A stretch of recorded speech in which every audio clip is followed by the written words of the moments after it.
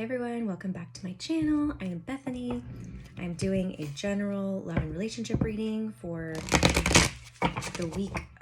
this week. I mean, whenever you watch it, it's relevant. I try not to put dates on it and say like the week of, because I don't want people to get tripped up on that. It's like, honestly, whenever you feel guided to watch this video is when it's relevant for you. And if it happens to be the week I'm recording it, then great. We're in June right now, so whenever I post, whatever date is posted on this video is the week that I originally am, recording it for, channeling it for. But like I said, if you happen to see it later and the messages are relevant, take them, please. Also, just take what resonates in general, and if something I say doesn't resonate with you, but you're getting your own message through the cards, if you're familiar with tarot, or it brings up something within you that's different than what I'm saying, take that rather than what I'm saying. Excuse me, clearing. Every reader, every person can interpret things in a different way, and I can interpret them in multiple different ways. Sometimes I get really strong messages that come through that it's like, yes, this is what it is. And then there's sometimes where it's like multiple messages because it's like different groups of people or for different people. So again, just this is a practice for you to tune into your own intuition and your guidance and to trust what comes up for you. So the first card that is coming out is the Hanged Man. So the Hanged Man is seeing something from a different perspective. It's also about non-action, usually reflection, going inward, pausing, taking a break. In terms of, but it's like a deliberate break. It's not just like, oh, I need to take a break. And it's like, wait a minute, I need to stop and like really reflect on this and look at this. And so what are we looking at? The Seven of Swords. Seven of Swords is about deception. It could be about lies, someone lying to you, or trying to get away with something. Or it's your own lies, the lies we tell ourselves. And those can be both good and bad lies, right? It can be like the lies of, you're not good enough, or you're ugly, whatever it is, you're stupid. Or it can be the lies of, I was going to say other lies. The lies we tell, okay, I was like, wait a minute, where was I going with that? The lies that we tell ourselves to make ourselves feel better also, so like making up a story, a positive story, putting a positive spin on something that maybe is, we're not, it's kind of like denial or avoidance, right? So it's like telling ourselves stories to make ourselves feel better. So it could go either way. And then we have the Four of Swords. So it's about rest, meditate, and definitely meditation too, like rest, meditation, resting your mind. So in meditation, it can be about resting your mind, yes, but it's more so, I am getting a lot of meditation vibes, especially with the Hanged Man, these two, and the Seven of Swords. It's like, it's asking you this week to meditate more, to see those stories that aren't true, that you may be still giving into, that are affecting you. And this, why do we do this? It's because maybe we're trying to manifest something, a relationship, money, a new job, a new home, a new place to live. Like, that's a home, but you know what I'm saying? Like maybe you want to, or traveling. We could be manifesting anything from small to big things. So, and if we feel like we're blocked, or we have some kind of negative belief that's outdated, that's not serving us, that's why we do that, right? That's why we meditate, to see what's there and to dig deeper into it, to try to see it from a different perspective. It's almost like, I don't know why I'm getting this. I mean, and maybe this could be coming up too. Perhaps someone who represents this energy to you, Seven of Swords, lying, deception, someone who's lied to you or told you lies. It's you sitting down with that person, right? So imagine maybe a person that energy represents for you. You sitting down with that person and asking them, like, why did you lie to me, right? Or why didn't you just tell me the truth? Or what is the actual truth if that was a lie? We're like really digging deep into like, or why am I telling myself this story? Like, what am I gaining from keeping the story around? Generally, even if it's a negative thing, if it makes us feel bad, we're getting something out of it that is positive, in a sense that it makes us feel comfortable, or it makes us feel safe in some way, or we're just used to it, right? And so it's like operating on autopilot, most likely. And that's why it's asking you to deliberately slow down, pause, meditate, examine the stories that are happening in your head. And so I feel like it's asking you to like really be disciplined in it. Because what you're doing is awakening your manifestation power. If that's what you've been working on, is like becoming more disciplined. I really feel the word discipline, like discipline in manifesting, in realize that like you just cannot keep going back to the way things were. You're really wanting to do your life differently, create your life in a new way. You're wanting to create something brand new out of nothing. And so we can't get there from here, from doing the same things that we've always done. We have to do something new. So if meditating daily is something that's new for you, that's what it's asking you to do. Three of Swords. So Three of Swords is about pain, heartbreak, healing from heartbreak, somebody hurting us. It's usually like someone else's actions, words, betrayal is what is hurting us. So that's this, I think this is connected to the Seven of Swords, because these are both really like uncomfortable, icky energies. Is we're realizing that the pain that has been caused through other relationships with people, whether it's what they did or what we did, and the stories that we developed out of that, right? So say somebody broke up with you, or somebody, like leaves you, abandons you, rejects you.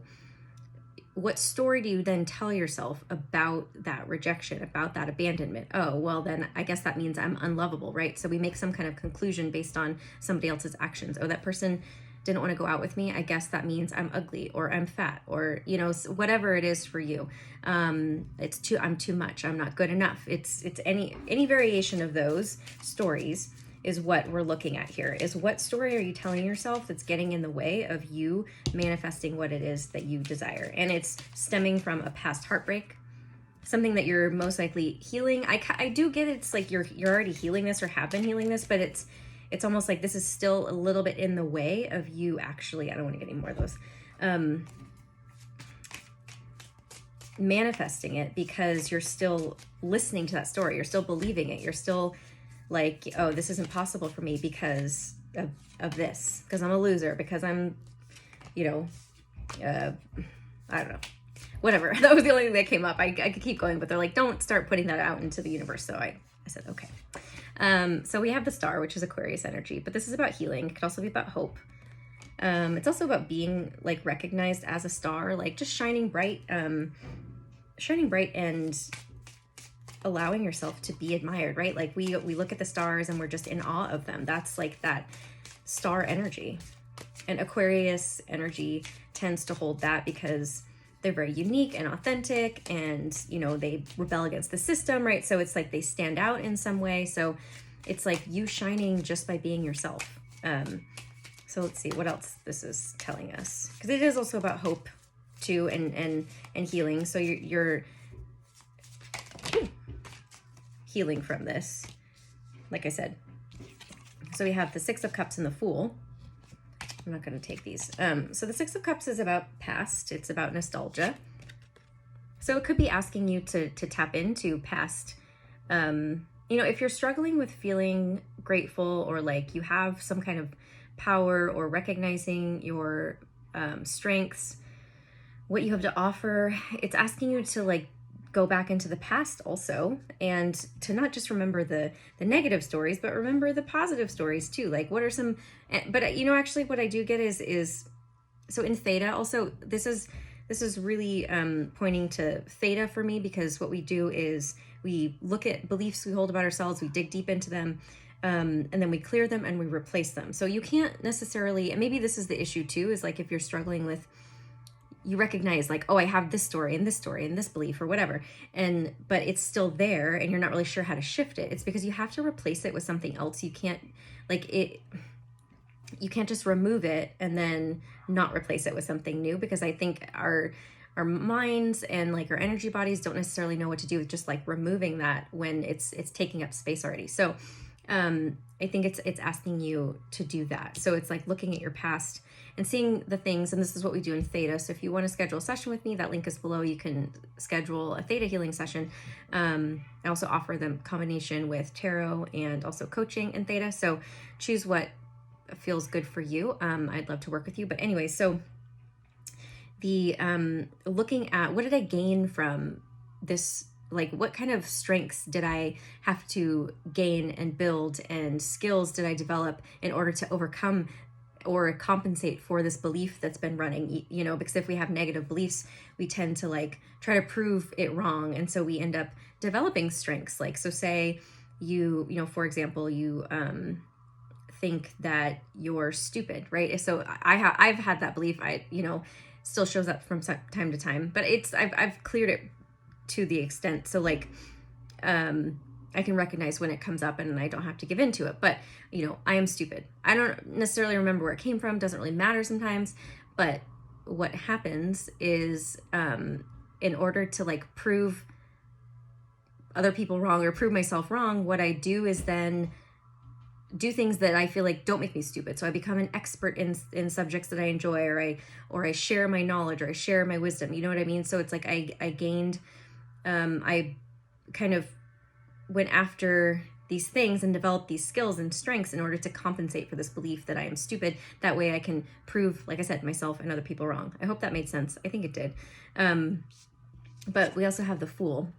The Fool is taking a leap of faith in a brand new direction. I think you could also be look at the fact that the reason that you know this belief, these beliefs are sticking around, these stories, these lies that you're telling yourself, it is because you're just scared to go in a direction. You don't know what life is like without these beliefs, right?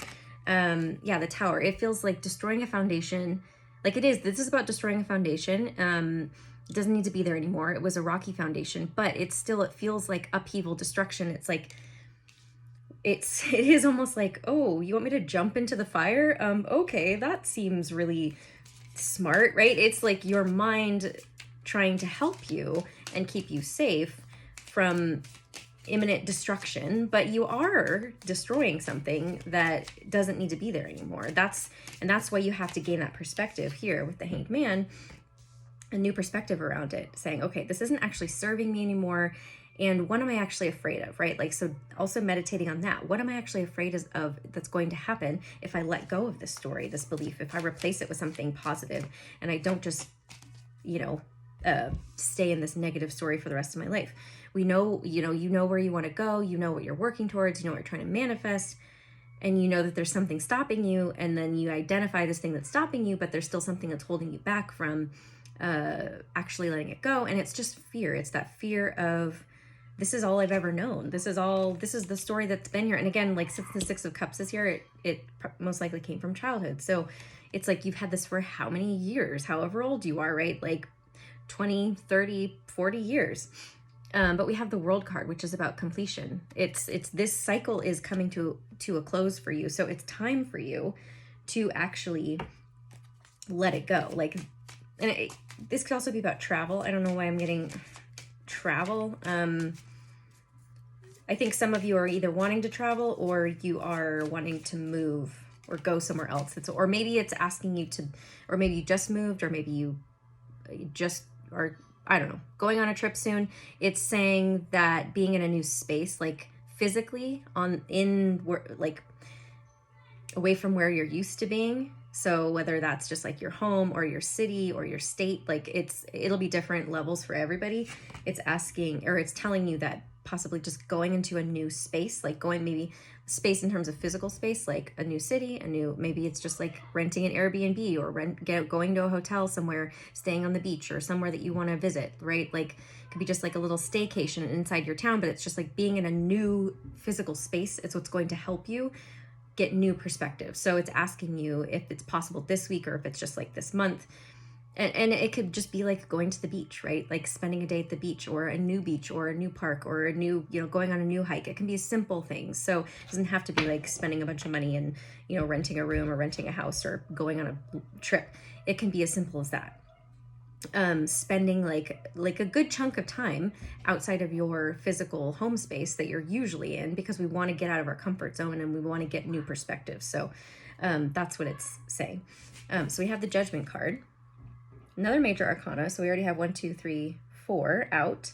So major arcanas are, major life themes. We can't get around these things. Like we all go through them at some point in our lives, different points in our lives too. So this is what we're learning.